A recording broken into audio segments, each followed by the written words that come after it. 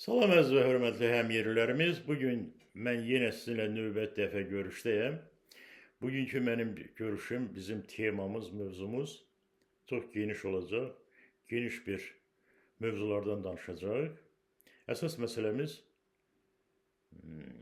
demək, Azərbaycanda olan bəzi politoloqların, bəzi internet TV-lərin Azərbaycanlı olan, Rusiyada yaşayan Azərbaycanlıları təhqir etməsi, onları alçaltması, onların həyatına müdaxilə etməsi, bəzilərinin dediyinə görə özlərinin yekəxana kimi aparmaqları, bu məsələlər haqqında mən danışacağım. Əlbəttə ki, birinci mən onu demək istəyirəm ki, çox sevindirici haldır ki, 2 gün bundan əvvəl Azərbaycanın Xarici İşlər Naziri Ceyhun Bayramov və Rusiyanın Xarici İşlər Naziri Sergey Lavrov Moskvada görüşdülər. Azərbaycanla iqtisadi, humanitar, texniki məsələlərini həll etdilər və müqavilələr bağlandı.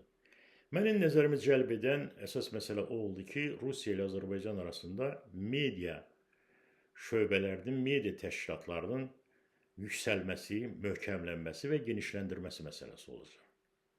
Bu nə deməkdir? Bu, demək, sredstva massıva informasiya deməkdir. Demək, informasiyalar Azərbaycanla Rusiya arasında informasiyalar bir-birinə təqdim olunacaq, televizorlar tərəfindən çatdırılacaq və həmin məsələlərdən əsas məsələsi odur ki, hər adam internetə çıxıb ya şəxsi adam haqqında, ya başqa bir dövlət haqqında nalayiq sözlər, pis sözlər deməyə icazəsi olmayacaq. Ondan əlavə, demək, həmin o sredstva massıva informasiya media şəbəkələri mütəmadi şəkildə Azərbaycan Rusiya ilə bir yerdə işləyəcəklər. Demək, genişləndirəcəklər. Ola bilsin ki, Azərbaycanın sredstva massıva informasiya şöbələri Rusiyada yaransın, Rusiyanın media təşkilatları Azərbaycanda yaransın. Bu, yaxşı mənada həm insanlar üçün yaxşıdır, həm xalq bir-birinə daha da yaxın olacaq, bir-birinə informasiya verib olacaq. Bunlar əlbəttə ki, mən alqışlayıram, bütün Rusiyada yaşayan Azərbaycanlılar hamısı alqışlayır. Elə belə baxanda Ceyhun Bayramov və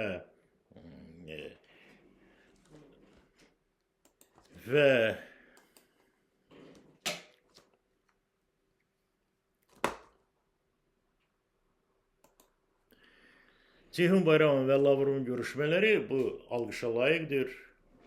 Hamımız buna sevinirik, hamımız bunu alqışlayarıq. Mənim məsələlərdən məsəs biri, bu yaxınlarda mən internetdə baxarkən bəzi adamların çıxışları oldu.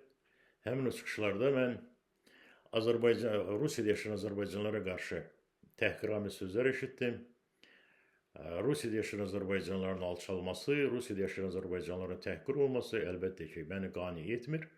Mən həmişə olduğu kimi elənçi şərəfsizlərin cavabını verməyə mən həmişə özümü borcu sayıram və belə fikirləşirəm ki, Rusiyada yaşayan bütün Azərbaycanlılar onların savadı, imkanı çatır ki, elənçi insanların cavabını versinlər ki, bir də Rusiyada yaşayan Azərbaycanlılara sataşmasınlar, loru dildə desək, söz atmasınlar, alçaltmasınlar. Ona görə mən həmin o adı Azad olan hüquqşünasın intervyusun, çıxışın sizə 1-2 dəqiqəlik eşitdirmək istəyirəm, sonra mən onun təhlilini verəcəm. Xiyar satan hər şeyə xiyar kimi baxır. Başa düşürsən, badımcan satan hər şeyə badımcan kimi baxır. Bu ictimai siyasi hadisələr tamamilə başqa bir şeydir. Onu dərk eləmək, anlamaq lazımdır. Sən anlamırsan. Anlamırsan ona görə ki, durub mənə oradan təhqir yazırsan, videonun altından ki, ay Azad müəllim, siz düz danışmırsınız, biz burada çörək yiyirik. Sən orada çörək yiyirsən, bu Rusiyada yaşayanları görmürük. Nə gündəsiz ki, sizin orada 0,1% normal həyat yaşayır. Qalan hamısı başına yeşik taxtası, Qarpızı götürüb gecə səhərəcən o piyanistka Rusda vurub başında sındırırlar. Bunların hamısını görmürük. Polis də gəlir tutur, aylığı 30 lirib, sizdən pullarınızı tuturarlar əlindən, dalınıza da bir təpi vururlar. Hələ o vaxtı. İndi var, ümumiyyətlə yaman gündəsiz heç. Nə üçün müdafiə ediyorsunuz? Demək, bu adam bize deyir ki, siz demək hər şeyə xiyar kimi, badımcan kimi baxırsınız. Ancaq bu adamın danışığı özü ilə xiyar danışığıdır. Bu adam özü xiyardır. Demək, Rusiyada yaşayan Azərbaycanlılar əgər alverlə məşğuldurlarsa, ərləri xiyar satırlar, pomidor satırlar. Burada ayıp bir şey yoxdur. Ərləri o insanların imkanları olsaydı, sizi kimlər, hüquqşünaslar, Azad, müəllim, həmin Azərbaycanlılara imkan yaratsaydı, yəqin ki, o adam öz evində, öz eşində oturardı, xiyarını da satardı, qarpızını da satardı, çörəyini də qazanardı, ailəsini də dolandırardı. Səni kimlər? Sən Azad, müəllim kimlər? Hələ mən bu sözü qoyub o bir sözə keçirəm ki, sən hələ öz çıxışında deyirsən ki, Sovet İttifaqında pisirsən, Sovet hökumətin ki, Sovet hökumətdə aclıq idi. Ola bilsin ki, aclıq olub. Ola bilsin səni kimlər çörək tapıb yeməyə. Ancaq mən bir məsələni sənə çatdırmaq istəyirəm ki, Azad müəllim. İndi bu sözü qoydum, o sözə getdim. Əgər Sovet hökuməti vaxtında 20-ci ildə Sovet hökumətini Azərbaycanda qurmasaydı, səni kimlər? Hələ də qoyun papağı başında, yapınca çiynində, çarıq da ayağında gəzirdi. Bax, səni kimlər? Sən indi də ondan çox uzağa getməmsən. O qalustuku vurmuşsan, o qalustuk vurmaq da elə sənə Rusiyadan sənə keçib. Azərbaycanda heç o vaxt qalustuk vuran olmub. O bizim hobbimizdir, Azərbaycanın hobbisidir, adətidir o bizim. İndi qalustuku vurmuşsan, özü də adlandırırsan hüquqşünas, ki mən hüquqşünasam. Deyirsən ki, bəs Rusiyada yaşayan Azərbaycanlılar hamısı xiyardır, badımcandır. Ona görə bu sözü danışanda, dinəndə hər insanın şəxsiyyətinə müdaxilə etmək olmaz. O xiyar satan, o badımcan satan Rusiyada yaşayan hər biri Azərbaycanda ən aşağısı 5-6 ailə saxlayır. Sən onu başa düşürsənmi? 5-6 ailə saxlayır. Burada qazanır, saat 4-də, 5-də səhər durur, gedir işinə məşğul olur, orada da qovmaq, ailəsini o Samosza boyu saxlayır. Qovmaq rəbəsinə də kömək edir. Sən onu nətər xiyar adlandıra bilərsən, sən nətər deyə bilərsən ki, o xiyar satan xiyara, hər şeyə xiyar kimi baxır. Mən sənə bir söz deyim. Həmin o xiyar satanın uşaqları burada pulsuz təhsil alırlar Rusiyada. Səhiyyə pulsuzdur. Sizdən fərqli olaraq. Uşaq pulu alır həmin o xiyar, mən Rusiya vətəndaşlarından deyirəm. Uşaq pulu alır həmin o xiyar satan, badımcan satan. Hansı vaxtdan xiyar satmaq, badımcan satmaq ayıb bir məsələ salınıb. Məgər sizdə o Əlbayırmı şəhərində, Şirvan şəhərində xiyar, badımcan satan yoxdurmu? Qarpız satan yoxdurmu? Onlar da onda Azərbaycanda yaşayan o satan, xiyar satan, badımcan satan hər şeyə xiyar kimi baxırlarmı? Yaxşı, sən bizi burada təhqir elədin. Sən Azərbaycanda yaşayanları niyə təhqir eləyirsən? Azərbaycanda yaşayanların 60%-i xiyar, badımcan, yemiş, alverinin məşğul, çörəyinə məşğuldur. Bu ayıb bir şeydir. Əziyyət çəkib, hamı yurist olmaz ki, hamı mühəndis olmaz ki, hamı həkim olmaz ki. O xiyar satan da lazımdır, badımcan satan da lazımdır. Sən niyə onu bizim gözümüzə soxursan ki, sən xiyar satan, ictimai, siyasi məsələlərdən sən xəbərin yoxdur. Sən onun xəbərin varmı ki, Azərbaycandan gələn bura Azərbaycanlılar, Rusiyada hal-hazırda yaşayanların 70%-dən çoxun institut və texnikum təhsilləri var. Təəssüflər olsun ki, Azərbaycanda siz onu işlə təhkim eləməmsiniz. İş tapmayıb, ona görə də qaçıb gəlib Rusiya. Qaçıb gəlib, ailə qurub, biznes qurub, ailəsini saxlayır. Azərbaycanda olan qovma qərəbələrini də yadından çıxartma. Sen burada bize ne bir savadlı söz tapıp deyirsən ki, ictimai siyasi.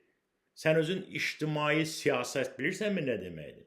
Sen özün ictimaiyyət deyəndə, ictimai işlərdə sen özün iştirak edirsən mi? Sen heç ömründə bir dəfə səs vermisən mi? Ya deputat seçiləndə, ya hər kim bir vəzifəyə seçiləndə, yoxsa sənin yerinə kimsə səs verib? Как правило в Azərbaycanı делается. Sen o ictimai siyaset deyəndə biraz fikirləş o deyən. Sen özün bilmədiyin şeyi, bilmədiyin temiyə girmə. Qulaq asın, xahiş edirəm.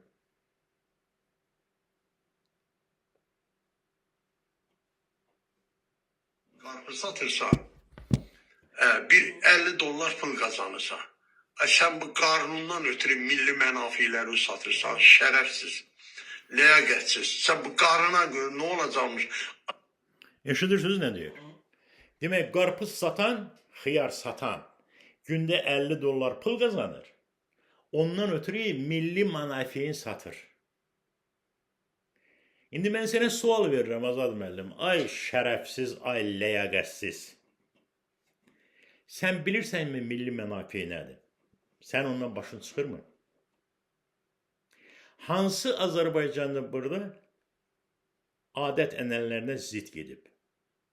Hansı Azərbaycanlı burada öz milli mənsubiyyətini dəyişib? Hansı Azərbaycanlı burada Azərbaycanı başqa millətlərin yanında aşağılayıb?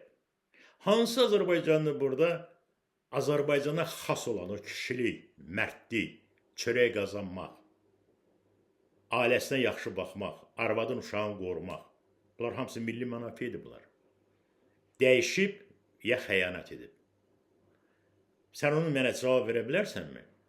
Sən hələ şikayət edirsən ki, sən danışanda Rusiyadan sən demək, kommentarilərdə sənə söyüş yazılır. Ama söyüş yazmasına ne yazsınlar? Sen özün çıxış edərkən, sən öz danışdığı başa düşmürsən, sən nə danışırsan. Ya da bilə-bilə deyirsən, bilə-bilə bizi alçaldırsan, sən həmin danışığıyla bütün öz əzizlərin qəbrin eləyirsən ayaq yolu. Başa düşürsən? Sən milləti, Azərbaycan millətin, Rusiyada yaşayan Azərbaycan millətin, sən məcbur edirsən ki, səni söysünlər. Çünki sən yalan danışırsan, sən yanlış danışırsan. Azərbaycanlı olan, Rusiyada yaşayan, qarpız satan, yemiş satan, xiyar satan, hamısı milli mənafeyini də qoruyur, adət ənənəsini də qoruyur. Əziyyət çəkib pul qazanır, ailəsini dolandırır. Sən niyə görə onları şərəfsiz, ləyaqətsiz adlandırırsan? Şərəfsiz sən özünsən, ləyaqətsiz sənsən. Bədbax oğlu bədbax, bu internet TV açılmıb ki, sən çıxasan televizordan, cəmaatı təhqir eləyəsən. Bəs sənə nə yazsın bu Azərbaycanlılar, bu eşidən Azərbaycanlılar, Rusiyada yaşayan? Sənə sağ ol yazmalıdır mı? Sən niyə görə Azərbaycanlıları bu qədər sevmirsən? Hər bir Azərbaycanlı, bura gələn Azərbaycanın ən aşağısı 10-cu sinif təhsili var. Hələ mən demirəm, o texnikum institut qurtarmaları mən demirəm. Çoxları səndən də savadlıdır. Şərait elə gətirib ki, sizi kimi yaltaqlar, sizi kimi məddahlar iş başındadır. Ancaq iş bilən adamlar düşüb çöllərə. Çöllərə düşüb, o ilə belə özünə biznes qurub, özünə həyat qurub, özünə çörək qazanır. Xahiş edirəm, dalına qulaq asın. Azərbaycanda gör nə qədər insan yaşayır. Hansı acından ölürlər ki? Kim acından ölür? Bəlkə eşitmişsiniz, Azərbaycanda kimsə acından ölür. Hər bir dönəmdə, bütün dövlətlərdə kasıb da var, yoxsul da var, imkanlı da var, milyarderlər var dünyada. Hər bir yerdə var. Eləcə də burada var. Azərbaycanda yoxsul adam var ha. Onlara xiyar satan hər şeyə xiyar kimi baxır. Başa düşürsən, badımcan satan hər şeyə badımcan kimi baxır. Bu ictimai siyasi hadisələr tamamilə başqa bir şeydir. Onu dərk eləmək, anlamaq lazımdır. Sən anlamırsan. Anlamırsan ona görə ki, durub mənə oradan təhqir yazırsan videonun altından ki, ay Azad müəllim, siz düz danışmırsınız, biz burada çörək yiyirik. Sən orada çörək yiyirsən, ama Rusiyada yaşayanları görmürük. Ne gündəsiz ki, sizin orada 0,1% normal həyat yaşayır. Sizin orada deyir 0,1% hardasa eğerleri bizim 2 milyon Azərbaycanlı burada yaşayırsa, onun 200 nəfəri yaxşı yaşayır. Qalanlar hamısı sülənir. Yekə kişisiz, yekə adamsız, əmlərsiz kişisizsə.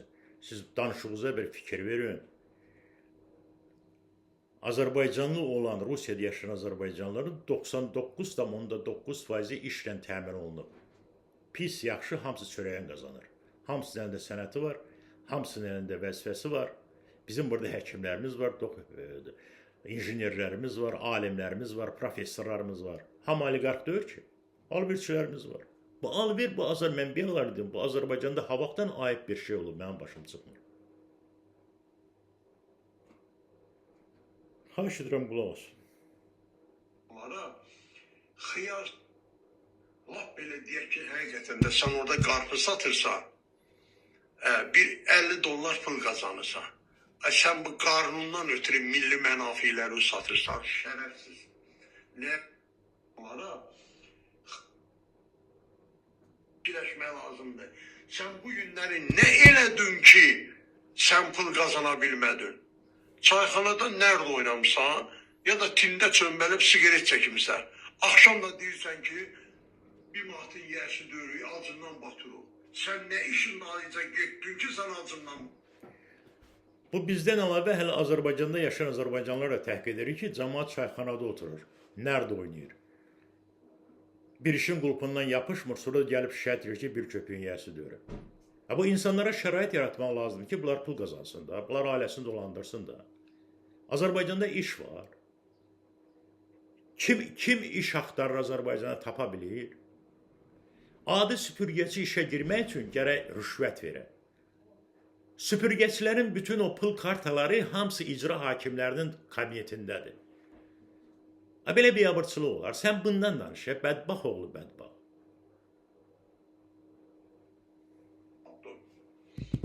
Azərbaycanda heç kim acından batmır. Nə də Rusiyada yaşayan Azərbaycanlara. Mən buradan üzümü tutup gene de təkrar eləmək istəyirəm ki, bizim videoların altından yazı yazanda bir oturun düşünün. Bir normal ağılla fikirləşin, görün ki, ne yazısıdır orada və sizin yaşayışınız hansı səviyyədədir orada. Arvad, uşaq atılıb qalıblar burada. Əsir yesir. Anan, atanın üstündə. Ana, ata nə versin ki? Sən arvadı o uşağa sahib çıxa bilmirsən, atıb gedmirsən, küçələrdə yaşayırsan. Sonra deyirsən ki, bizi qaçırdıblar, qovublar. Mən nədir, Azərbaycanda yaşayıram. Hörmətli həmyerlilərimiz, siz eşitdiniz də bu ki, arvad uşağımızı atmışıq, gəlmişik Rusiyanın çöllərində, əsir yesir, qalıblar yiyəsiz. Bu adamda vicdan deyilən şey var. Bəli, var. 1, 2, 3, 5, 10 adam ola bilər ki, ailəsini atıb, ailəsindən xəbəri yoxdur. Bu Azərbaycanda da var, Rusiyada da var. Sən nə qədər mənəvi tərəfdən sən alçaq adam olasan ki, sən bütün Azərbaycanlıları təhqir edəsən ki, sən arvad uşağı atmısan, veylənirsən Rusiyanın çöllərində. Sən nə qədər Azərbaycanlı qanının əksinəsən ki, sənin damarlarından vəbşi Azərbaycan qan axırmı? Sən qalabalı internetdə durub deyirsən ki, arvadız uşağı sizin vələm yesir olub. Bunu Azərbaycanlı, normal Azərbaycanlı, ağlı başında olan Azərbaycanlı, Rusiyada yaşayan Azərbaycanlı bunu qəbul edərmi? Ona görə mən sizdən xahiş edirəm. Bu adam televizorda danışanda həmişə cavabını verin. Mən söyüş tərəfdarı deyirəm. söyüş lazımdır yazmaq. Ancaq cavabın vermək, layiqli cavabın vermək mən hamıdan rica edirəm. Çünki əgər biz bunların cavabını verməsək, mən sizi inandırım ki, bu peysərlərin sayı çoxalacaq. Ona görə xahiş edirəm, qulaq asın.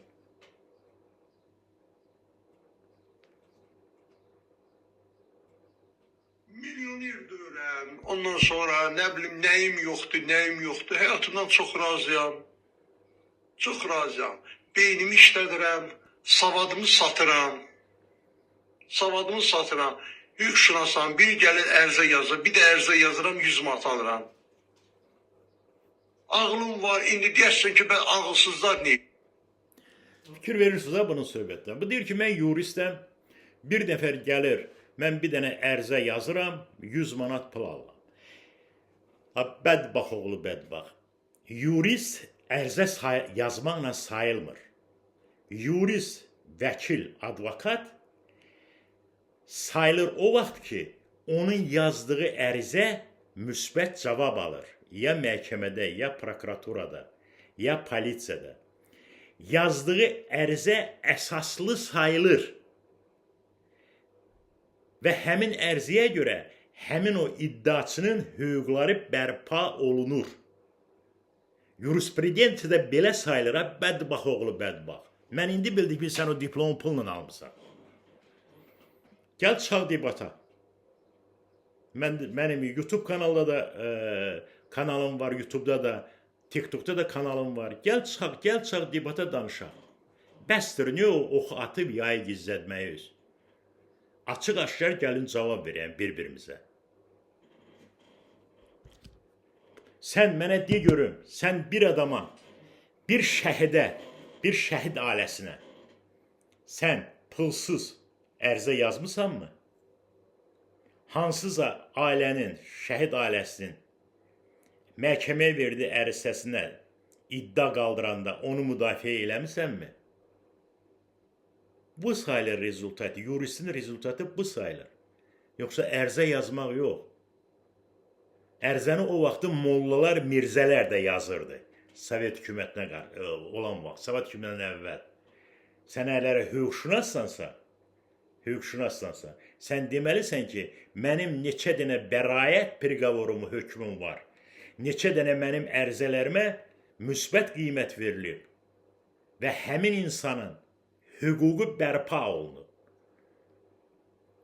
Yoxsa mən ərizə yazıram, 100 manat alıram. Bu adamın düşüncəsini fikri verirsiniz, mən deyir, ağlımı satıram. Ağıl olsa satmaq olar. Ərizə yazmağa çox böyük ağıl lazımdır. Ərizə yazmaq üçün hüququ qurtarmaq lazımdır. Bədbax oğlu bədbax, indi hər yerdə o süni intellektdir. Sən o ərizə yazmağa da ehtiyac yoxdur. Sən burada özün düşüncəsizliyi, sən özün savadsızlığı burada göstərirsən. Ona görə bax, Rusiyada yaşayan Azərbaycanlıları sən alçaqlayırsan. Sən onlara qibtə eləyirsən, başa düşürsən. Sənin o paxıllığın gəlir onlara, Rusiyada yaşayan Azərbaycanlılara. Ağılsızlar da geçsin, ağılsızlara aid olan işlər doludur. Ağıllılara aid olan iş çətindir. Ağılsızlara doludur küçə-baza işlə. Birləşmək lazımdır. Sən bu günləri nə elədin ki, sən pul qazana bilmədin? Çayxanada nerede oynamışsan? Məgər Azərbaycanda belə bir ağılsız adamlar çoxdurmu? Ağılsız adamlar, mən belə sayıram da, ağılsız adamlar dəlilərə deyirlər, şizofreniklərə deyirlər. Öz fikrin, öz addımın sərbəst ata bilməyən adamlara ağılsız deyirlər. Azərbaycanda belə çox ağılsız adamlar varmı? Sən niyə görə Azərbaycanda yaşayan Azərbaycanlıları təhqir edirsən? Kim sənə bu səlahiyyəti verib? Ay Azad, Çoban Azad. Kim sənə bu səlahiyyəti verib?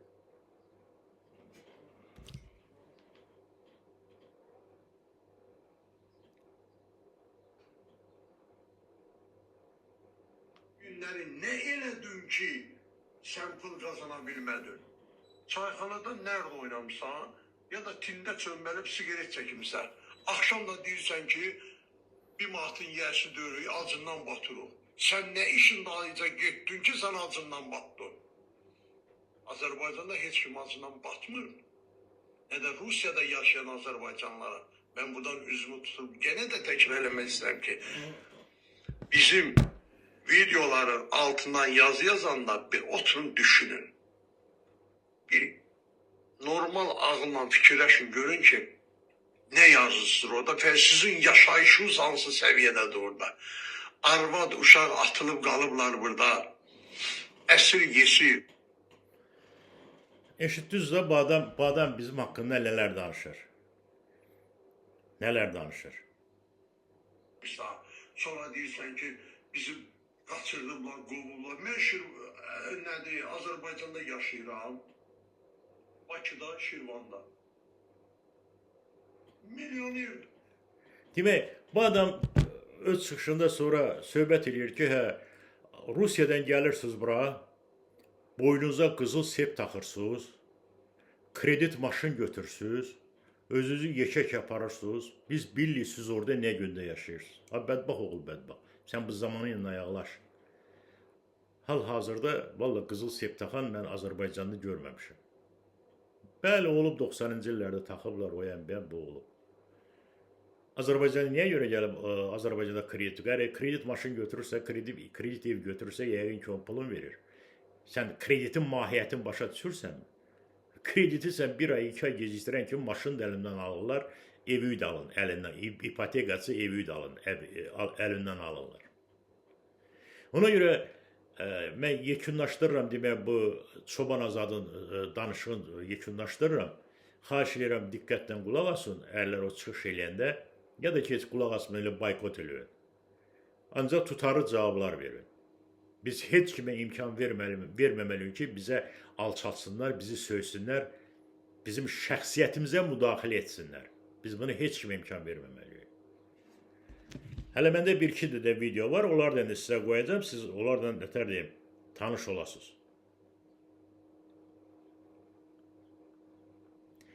İkinci, bizim o qəhrəman, dırnaq arasında qəhrəman, indi o da tapıb qoyacağım sizə. Çünki onu da siz biləsiniz, bu adamlar bizim haqqımızda nələr fikirləşirlər, nələr deyirlər.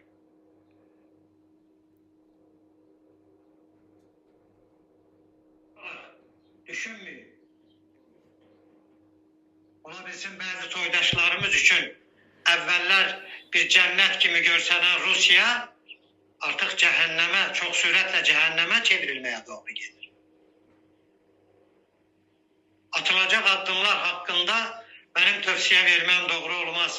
Yaranan situasiyadan çıxış yolunuzu siz rasyonel olaraq özünüz düşünməli və qərar qəbul etməlisiniz. İlk növbədə biznesinizi, maliyyəsinizi qoruyun, Rusiyadan çıxarın və imkan varsa digər qonşu ölkələrə. Nə qədər mümkün varsa, imkan varsa o ölkələrə və yaxud da vətənə qayıdın. Demək, bu adam deyir ki, görün, Rusiyada yaşayan Azərbaycanlılar haqqında bu panika paylayır, panika səpir.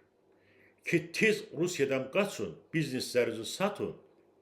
Bunun sözdə fikir verin. Əvvəl deyir ki, digər ölkələrə gedin. Digər ölkələrə gedin. Və yaxud vətənə qayıdın.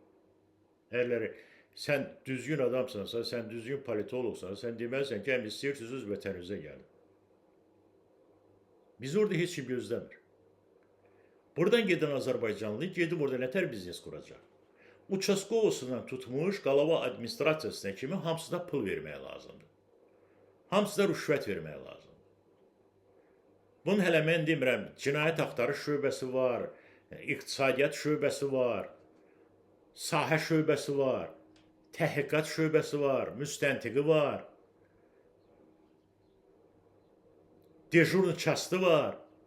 Bu gedən Azərbaycanlı nə qədər pul qazanmalıdır ki, pulu hamısını paylamalıdır bu polisiya, administrasiya, vergi orqanlarına. İmkan vermirsiniz axı. Neçə Azərbaycanlılar buradan gedib Rusiyadan, hamısı 1 ildən, 2 ildən sonra hamısı lümlüt qayıdıb geri. Bunu hamısını biz də bilirik.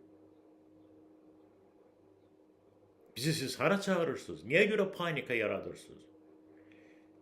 Niyə görə hər gün sizin televizorlardan, internet TV'lərdən biz eşitirik ki, bəs Rusiya batdı, Rusiya çöktü. Hələ o biri var ya, o diktor var ya, o Kamran, familiyası yadımdan çıxıb o. Ağzın burnu nəyə danışır? Rusiya dağıldı, Rusiya dağılacaq. Rusiya dağılanda sənin əlin bala batacaq. Sənin əlin bala batacaq Rusiya dağılanda.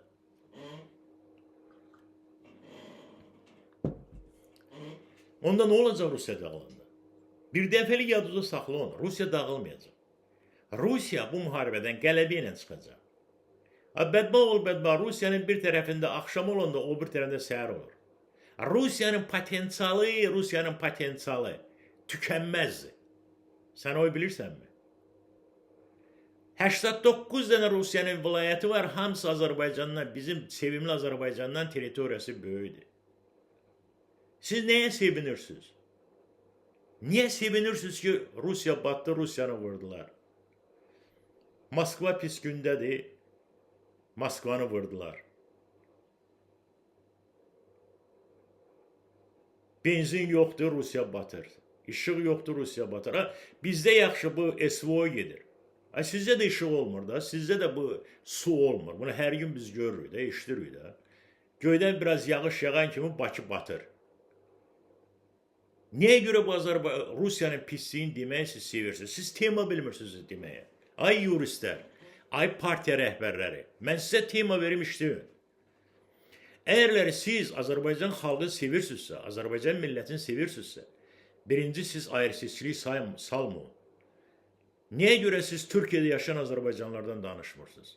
Niyə görə siz Slovakiyada, Çexoslovakiyada, Vengriyada, başqa ölkələrdə, Polşada yaşayan Azərbaycanlardan danışmırsınız?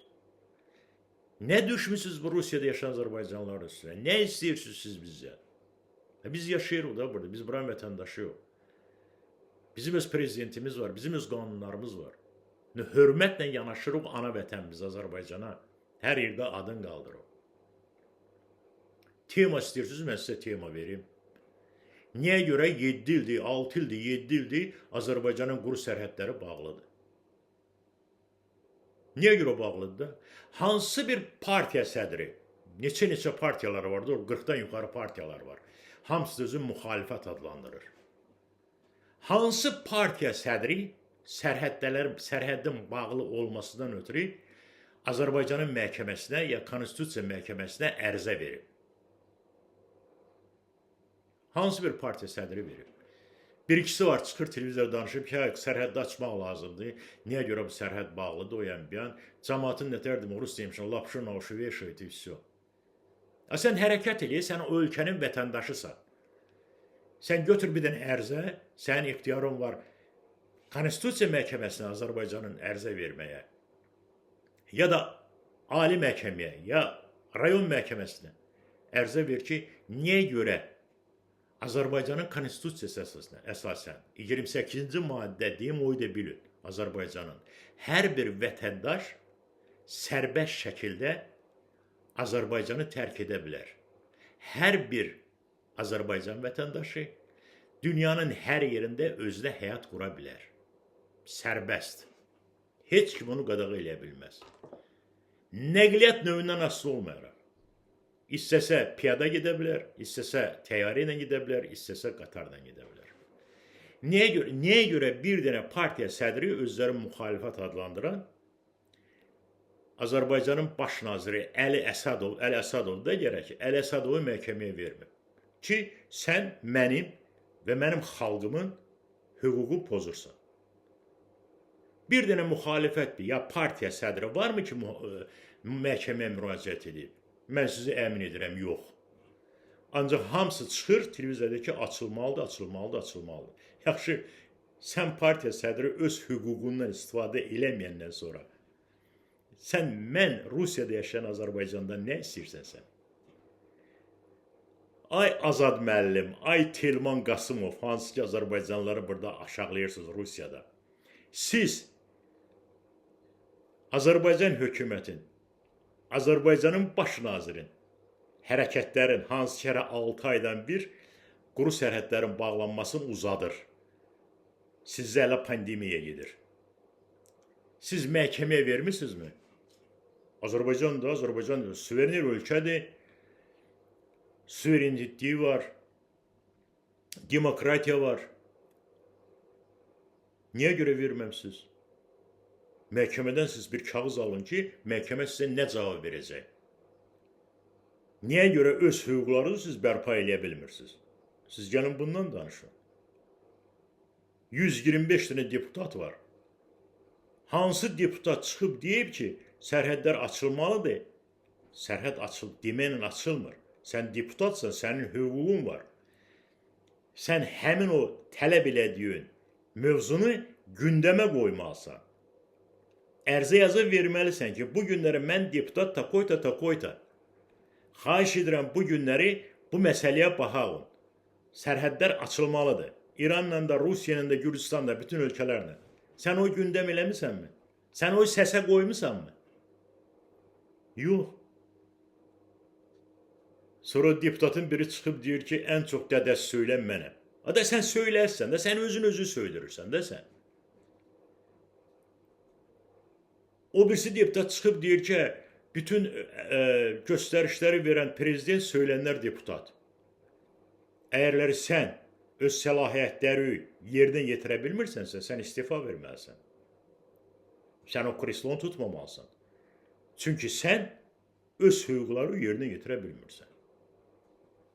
İndi mən yenə deyirəm, mənim heç də fikrim yoxdur ki, Azərbaycanı mən aşağılayam, Azərbaycanla Rusiyanı mən müqayisə edəm. Mənim elə bir fikrim yoxdur. Nə də fikrim də olmur. Hər ikisi mənimdir. Rusiya da mənimdir, Azərbaycan da mənimdir. Bir ölkədə mən doğulmuşam, o birisi ölkədə mən yaşayıram. Rusiyada mən təhsil almışam, Rusiyada mən yaşamışam, Rusiyada mən işləmişəm. Rusiyada mən ailəm, uşağım var. O demək deyil ki, mən Azərbaycanı sevmirəm. Mən Azərbaycanı da sevirəm. Azərbaycan da mənim vətənimdir. Azərbaycanın bizim prezident, Azərbaycan Respublikasının prezidenti öz çıxışlarında həmişə deyir ki, mən 50 milyon Azərbaycanın prezidentiyəm. Yaxşı, siz niyə görə o prezidentin bu dediklərini yerinə yetirmirsiniz? Niyə görə Xarici İşlər Nazirliyinin bağladığı müqavilələri əldə edib, həmin müqavilələri həyata keçirtmirsiniz? Niyə görə? 2 gün bundan əvvəl müqavilə bağlanıb, bu günləri siz bizi söyüb biabır eləyirsiniz internetdə, Azərbaycanlıları. Kim buna sizə icazə verib? Kim buna sizə səlahiyyət verib? Əgər müqavilə bağlanıbsa, hər şey təzədən, təmiz listdən başlamalıdır. Demək, Azərbaycanla Rusiyanın arası düzəlir, Azərbaycanla Rusiyanın arasında iqtisadiyyat genişlənir, humanitar köməklər genişlənir, ictimai işlər genişlənir, hər şey normal olur. Niyə görə 2 gün keçməmiş, siz başlayırsınız yenə səhərdən axşama kimi. Rusiyada yaşayan Azərbaycanlılar, Rusiyada yaşayan Azərbaycanlılar. Rusiya batdı, Rusiya dağıldı. Mən buradan sizə açıq deyirəm. Siz Rusiyanın içində deyirsiniz, siz bilmirsiniz. Rusiyada hamı öz işi ilə məşğuldur. Hamı işləyir, hamı maaşını da vaxtında alır. Təqaüdünü də vaxtında alır. Təhsil də mən yenə deyirəm pulsuzdur, səhiyyə də pulsuzdur. Bu günləri Rusiyanın özündə bütün infrastrukturlar hamısı işləyir. Bəli, benzin biraz, problem var benzinlə. O da ki var, benzin var, imtası növbəyə durmaq lazımdır. Bu da 10-15 günlük, bir həftəlik işdir. Benzinlə də xalq təchiz olunacaq. Narahat olmayın. Onun üçün siz narahat olmayın. Bizim bu günümüz bizə xoşdur. Bizə xoşdur. Biz əminik ki, Rusiya qələbə çalacaq. Qələbə də bizimlə olacaq. Ona görə sağ olun, gələn görüşlərə dək.